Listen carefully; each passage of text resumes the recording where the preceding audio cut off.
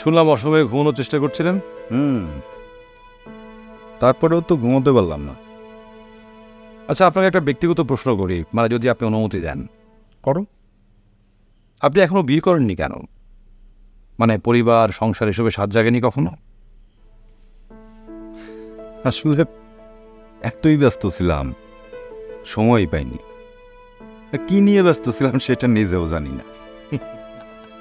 চিন্তা করে দেখলাম এই ছোটখাটো শখ আহ্লাদ মিটানোর চেয়ে মৃত্যুবরণ করাটাই ভালো।